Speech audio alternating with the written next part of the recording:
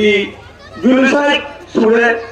အကျဉ်းဘုံကိုခံစားပြီးတော့ကျွန်တော်တို့ဒီအခုဒုက္ခတွေဘဝပြီးတော့ပါကဲဒုက္ခတွေဘဝပြီးတော့ပါပြီဒီနိုင်ငံဟာကျွန်တော်နိုင်ငံမဟုတ်ပါဒီနိုင်ငံကျွန်တော်နိုင်ငံပါလားပြောပါမဟုတ်ပါကျွန်တော်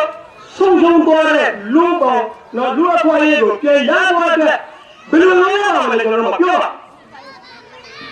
这ဘာမှမနိုင်မှာအေးစေနေလို့ဆိုလို့ရှိရင်ကျွန်တော်ဆုံးရှုံးသွားတဲ့အမိမြန်မာနိုင်ငံတိုင်းသားဘဝကိုကျွန်တော်ရမှာမဟုတ်ပါဘူးဘယ်တော့မှရမှာမဟုတ်ပါဘူးတတိယနဲ့နော်ငူမတော်ကြီးခင်လေးကိုအမိကလူမတည့်ပါဘူးနော်အဲ့ဒါကြောင့်လည်းကျွန်တော်က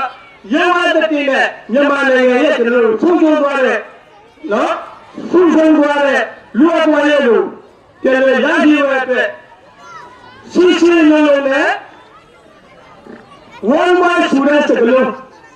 နွားပွင့်ကြီးကြက်ကြက်ပါကျွန်တော်ဒီလိုနဲ့ဤတဲ့အားတိုင်းစင်းလုံးဤရအောင်တော့ပြလို့ပြောတာစင်းလုံးချင်းဒီဤအားပြောတာစင်းလုံးချင်းဒီဤအားနော်ဒါအင်မတန်မှကြီးပါကျွန်တော်ပယူမရပြီလို့ရှိရင်ကျွန်တော်ဘယ်တော့မှဆုံးရှုံးသွားတဲ့အမြင့်မြန်မာနိုင်ငံလိုရဲ့လွတ်လပ်မှုကိုဘယ်တော့မှရမှာမဟုတ်ဘူးအဲ့ဒါကိုပြင်းပြင်းချင်းကျွန်တော်ညီကိုဆိုလိုက်